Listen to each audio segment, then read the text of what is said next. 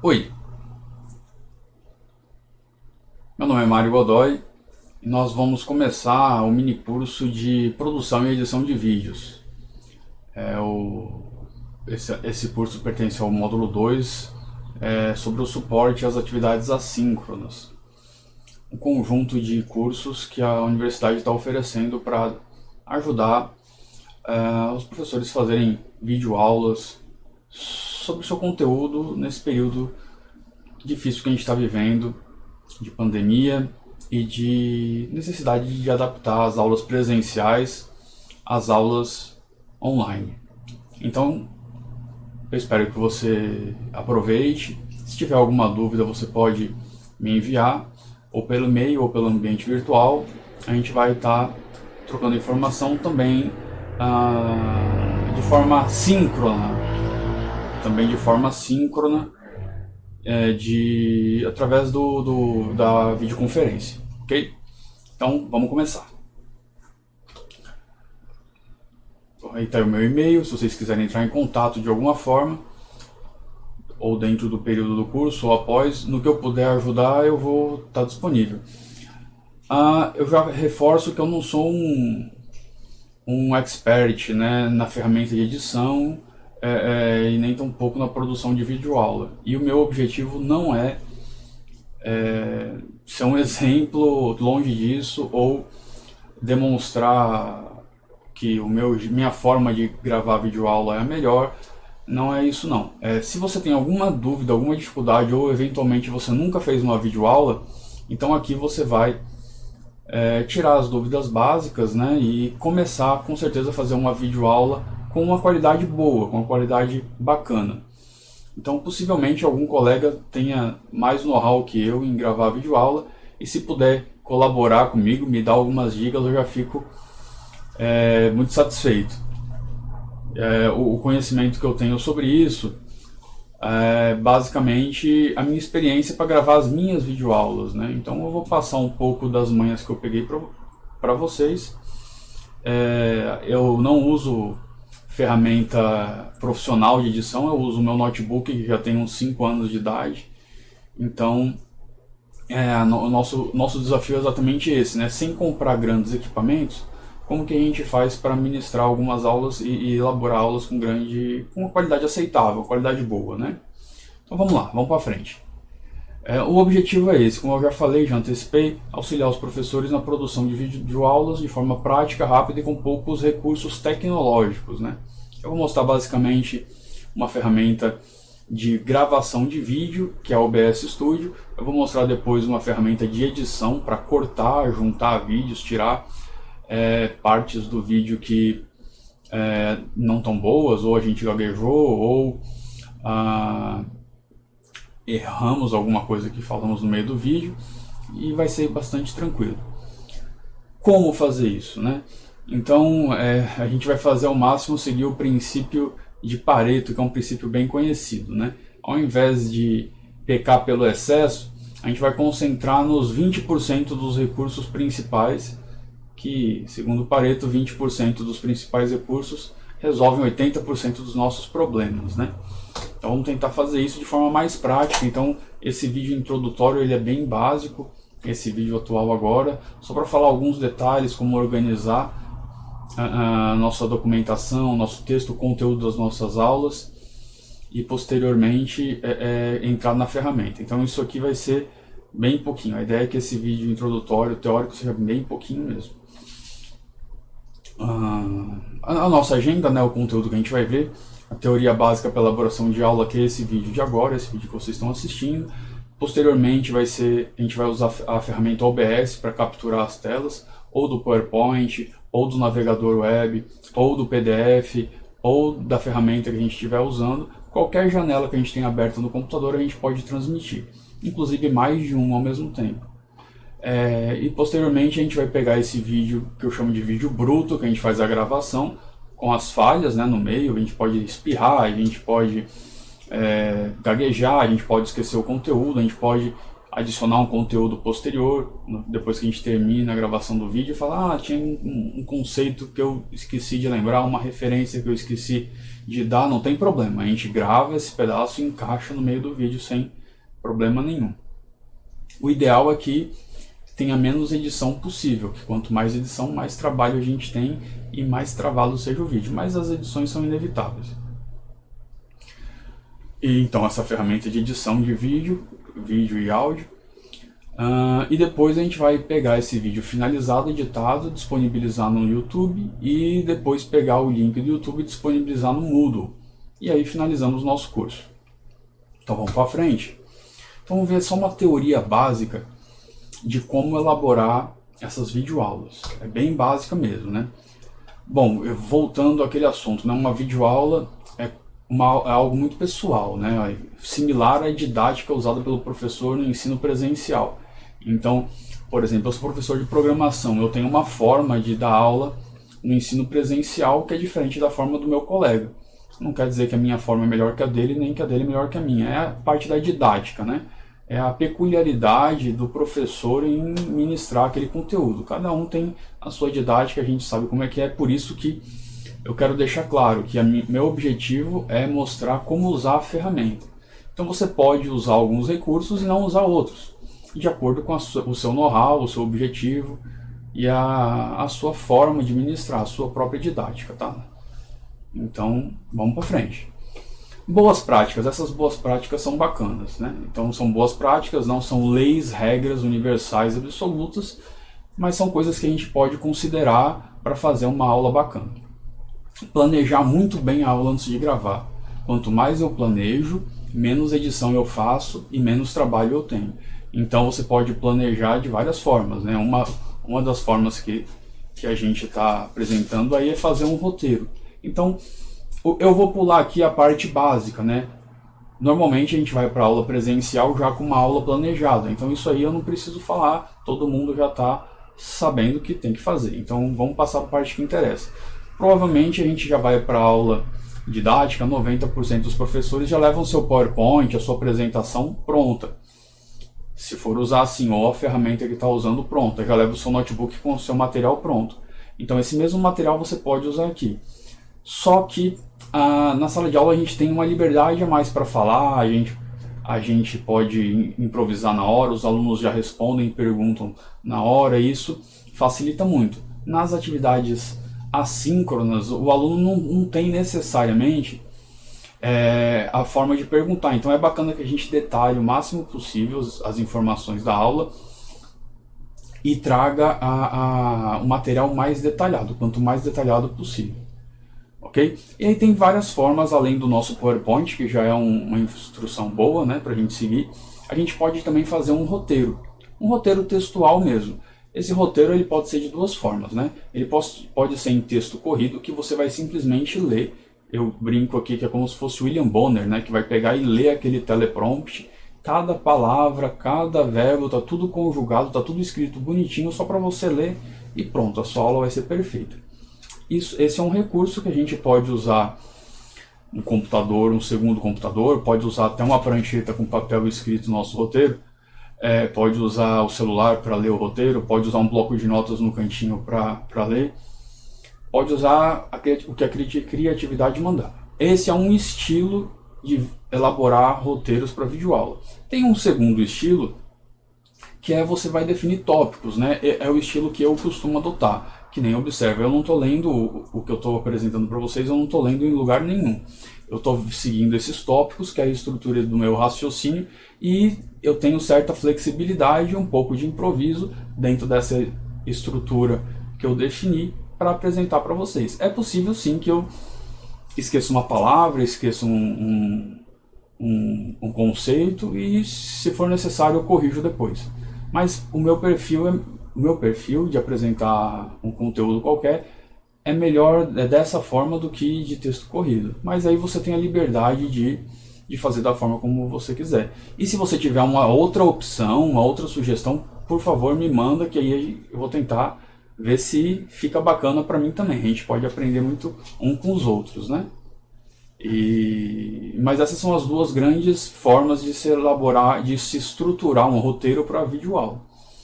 Eu gosto de chegar mais perto da aula presencial. E na aula presencial eu não fico lendo o slide, né? Eu vou e pego os tópicos do slide e falo de acordo com o que eu interajo com a turma, ok? Mas aí é critério de cada um. Vamos para frente. Testar o microfone e o webcam antes de iniciar a gravação. Então, antes de você gravar uma videoaula, testa, faça um vídeo de 10, 15, 20 segundos para ver se está de acordo, se a câmera está bem posicionada, se a iluminação está boa, se o microfone está correto, está bem conectado, está plugado direitinho, a webcam a mesma coisa. Porque imagina você gravar meia hora de vídeo e depois ver que alguma coisa ficou ruim, é problema. E eu, por exemplo, eu estou usando os mínimos recursos possíveis. Eu estou usando meu computador tradicional, a webcam nativa do computador e o microfone nativo do computador. A minha ideia é simular para vocês como a gente pode gravar uma videoaula com o mínimo de recursos possíveis, né? Então não tenho nada profissional aqui. E nem comprei nenhum material para isso. Para não falar que eu não comprei nenhum material, eu comprei um tecido verde que está aqui no meu fundo, no fundo atrás de mim, é um background, né? Que por isso que vocês não estão vendo o contorno que está à minha volta, vocês não estão vendo o fundo da minha sala. Eu estou no Secomp, vocês não estão vendo o fundo da minha sala porque eu botei um chroma key. E eu vou mostrar depois lá na frente como a gente faz esse chroma key também, é bastante simples. Eu paguei R$8 nesse chroma key, então nem conta como gasto, né? Bom, o que mais? É muito comum que o microfone, se eu estiver usando um microfone de lapela ou um microfone de mesa, até mesmo um microfone embutido, se por exemplo, se tiver um vento batendo, ele vai ficar com chiado. Se tiver uma camisa batendo, ele vai ficar com aquele barulho ruim de alguma coisa esbarrando. Então por isso que esse teste é muito bom, ok?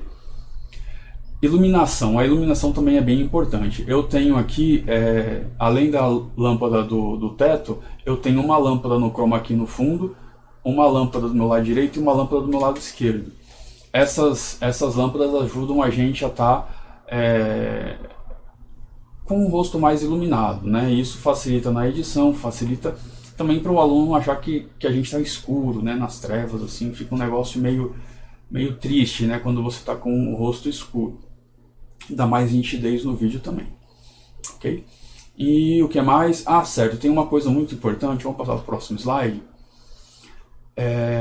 A iluminação adequada. Então eu estou usando aqui o teto, uma do lado direito, uma do lado esquerdo e uma aqui no chroma key atrás de mim. Se você não estiver usando o chroma key, tudo bem, não precisa, né?